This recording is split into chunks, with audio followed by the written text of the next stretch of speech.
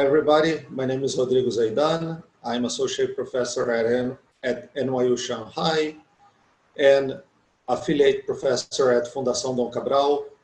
I would like to talk to you today about a very interesting topic, which is about the future of China and the global economy.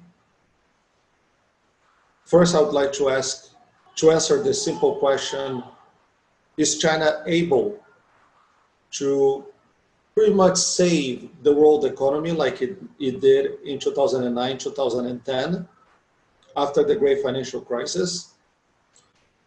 And I would like to answer about the limits of Chinese growth.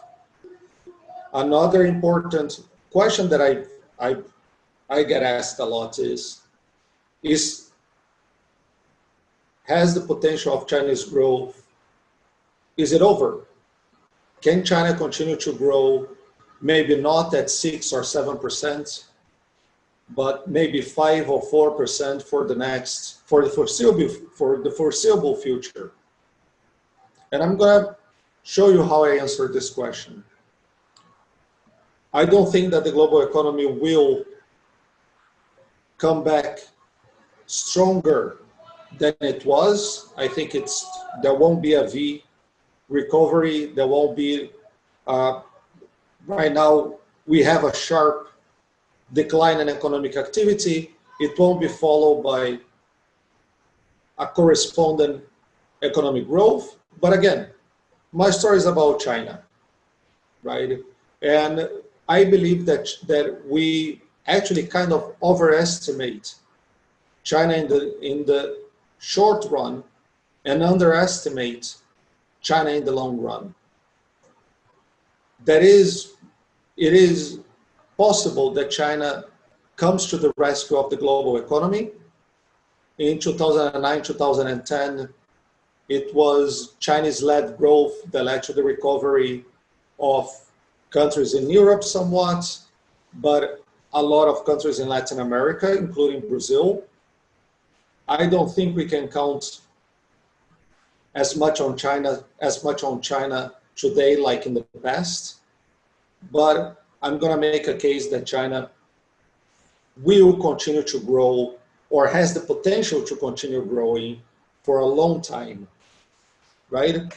What you need to understand first is that, again, we talk about the BRICS: China, India, Brazil, Russia, and South Africa, but really there are no BRICS. Right? Only China and India have shown any sustained economic dynamism, which is, of course, India has just entered lower middle income status as measured by GDP per capita by the World Bank, but still we can see that the share of the world economy by China and India has grown unabated since the early 1990s, and maybe the crisis will derail this, but China and India should make 1/3 of the global economy at some point in the 2030s. Meanwhile, Brazil, Russia, and South Africa, they were maybe 7% of the global economy in the early 90s, and they are a little bit over 5% of the global economy today, right? Another thing that is important to mention is that China is already a service economy, right? And I chose data from 2014 because it clearly shows, especially on the circle to the right, it shows how GDP is divided between agriculture, industry, and services. And services is already 40% of the Chinese economy by 2014. Industry is 43%, and agriculture only 10%. Keep in mind that number, because that number is very important, because it shows how agriculture is not very productive in China. In 2014, a little bit below 50% of the Chinese population lived in rural areas, but all of those people produce only 10% of GDP. Not all of them, because not all of them were in agriculture, but maybe 30, 35%, maybe 40% of the labor force was, and the value added in China is really, really low. But that's not what I want to talk about. I want to talk about the limits of Chinese economic growth, and for that I prepare something special, which is a very simple projection of long-term economic growth, but you're going to see how interesting this is. Before we go there, to the point that I was making about the importance of services, we can see here that the line in blue, which is the business index, non-manufacturing business index, mostly services, is constantly above that of new export orders and other measures of industrial activity, right? Services before the COVID crisis was growing at roughly 8% a year, while manufacturing was growing a little bit above 5%. Chinese growth was at 6%, and even if the data was maybe not completely reliable, the difference between services and manufacturing is reliable. China is rebalancing into a service economy. But this is what I did here. This is the projection. And this projection, it holds regardless of the COVID-19 crisis, since it is a very long-term projection. And my projection is very simple, right? I will create one measure of potential growth for China. And that is the ratio between labor productivity in China and labor productivity in the US, right?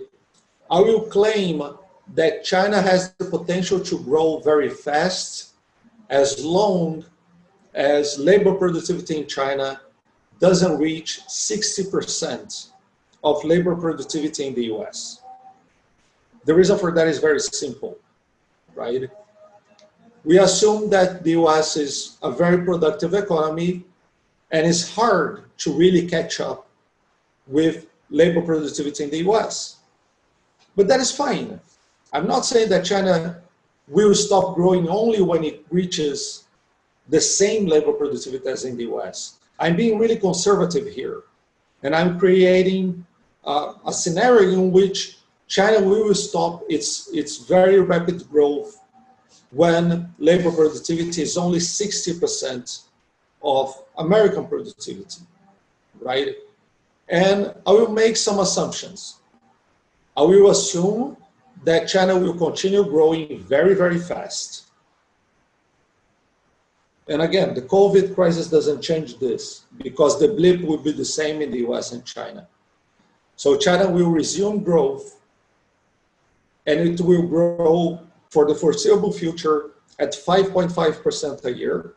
And the US will only grow at 2.5% a year, right?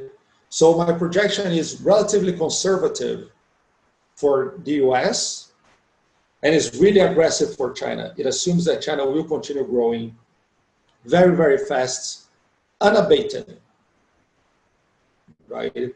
And then this is what I do. I compare the GDP per employed person, I track it until 2019, and I project it to 2048 with these two assumptions.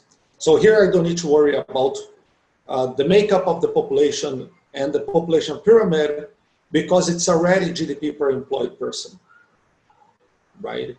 Today, the average Chinese produce 1/4 of the GDP that the average American produces, right? So broadly speaking, labor productivity in China is 25% of labor productivity in the US. What happens after 30 years of growth in 2048? Labor productivity in China, with those assumptions, reaches 60% of American productivity, right? So we cannot really say that there is any strained industrial capacity in China. China has the potential to continue growing for a long time. We surely underestimate the Chinese potential in the long run, and that may be a silver lining for the global economy given the COVID-19 crisis. It may be that if we get a hold of a way to fight the virus, that Chinese growth will resume in full force, save the global economy, and China will continue to be the main engine of growth for the global economy. That is a big if, right? It's not like China has to, can work amidst quarantines and lockdowns and second and third and fourth waves of the COVID-19 crisis, of the coronavirus. But this is something that may be a relevant driver of growth for the global economy in the long run. So to repeat, we do underestimate the capacity of the Chinese economic engine in the long run. China still has a long way to go. This is good news for countries like Brazil that export a lot to China, but it's also good news for the global economy if we are able to deal with this virus soon. I hope you enjoy this. You can reach me out at my email. You can read everything that I've written at my website, including articles for the New York Times, including all the ancillary material for my book, Economics of Global Business, published by MIT Press. Everything is at my website. You also have my email. Again, it's an honor to work for two great institutions and to be invited by Fundação Dom Cabral to give this presentation to you. Be safe, stay home, and have a great night. If you are in the evening, I am. So see you later. Bye-bye.